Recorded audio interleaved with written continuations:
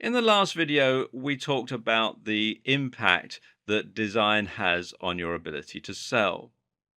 But this is actually only one of the tricks that you have up your sleeve. Also available is your ability to alter the pricing and to add smart descriptions to your store.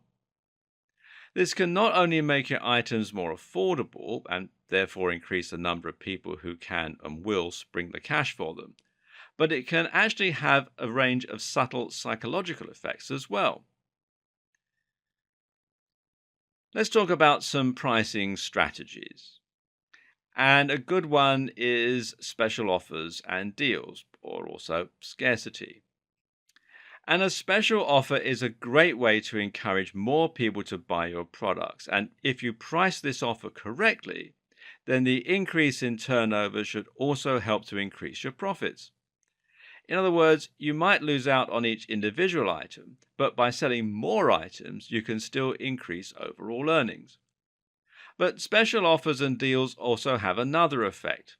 They introduce time pressure. People know offers last only for a finite amount of time, and thus, by introducing special offers and deals, you'll automatically make people want to buy more quickly instead of going away to think about it. This in turn is very valuable for you. Why? Because people are most likely to buy things when they act impulsively. People buy most of the time based on emotion, not reason. So if you can get them to act quickly, they'll be much more likely to spend the cash than if you give them time to go away and mull it over. By using an incentive to act faster, you thereby make them act more quickly and act more impulsively. And as such, they'll be much more likely to buy from you. Another way to make your audience act quicker is to make the products limited in stock. This creates scarcity, and in doing that, in turn, also makes your items more valuable and thus desirable. People want things that no one else can have. We talked about color contrast earlier and making your products physically stand out on your digital shelf. But there's another type of contrast to consider too, and that's the contrast between your price points. Whether we like it or not, our brains tend to automatically judge the value of something by comparing and contrasting it with other things. Something expensive only seems expensive, often, insofar as it is expensive compared to other things. What this means is that you can easily make something look a lot more affordable by putting it next to something very expensive. And at the same time, doing this can also help make the expensive items seem more premium and thereby luxury and desirable. And furthermore, this means you'll have more luck selling point of sale options and upselling when the customer is already spending more. When someone is spending $500 on your website, they won't think much about adding $10 extra for a discounted product. But if they're only spending $5, then they'll be unlikely to want to add another $10 to the order. Think about this when choosing what to upsell and how to utilize POS. Another option is to let your customers create their own bundles. Now, bundling essentially means that your customers can choose precisely which items they want and which ones they don't need, and thereby they can save money by buying in bulk but not ending up with items that they don't want. Bundling is very effective because it ensures that you have at least one option for every type of buyer.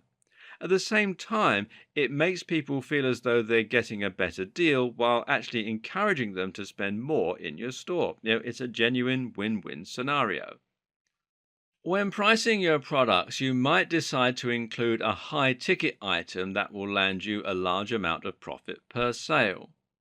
The aim is that just a couple of sales of this item will be enough to keep you in profit, and in this regard, you might actually use your other products in order to encourage sales of those high ticket items.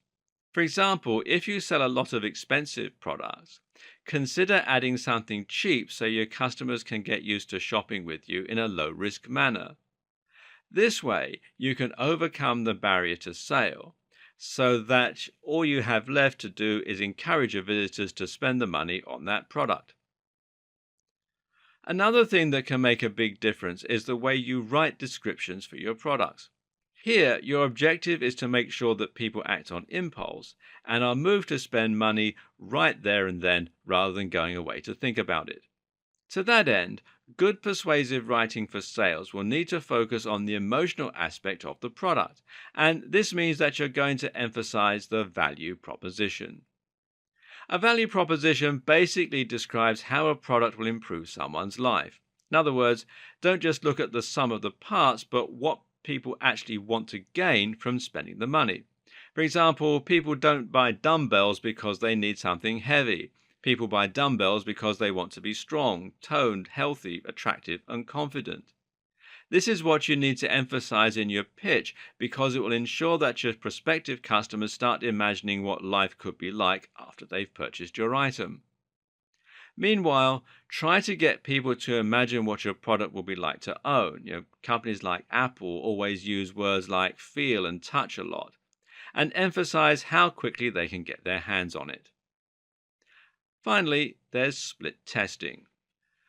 We've seen how color, layout, and even wording can improve the effectiveness of your store and help you to get more sales.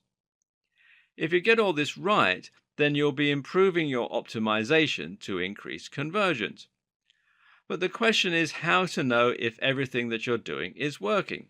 And to answer that question, you can use something called split testing. This basically means creating two different listings for the same product, one using a red font, for example, and one using a blue font. You then observe how each listing performs over time and ultimately compare the results to see which design got the most sales. Once you have your answer, you adopt the winning change, and this way you can evolve your site over time until it's perfectly optimized to convert the highest percentage of visitors possible into paying customers.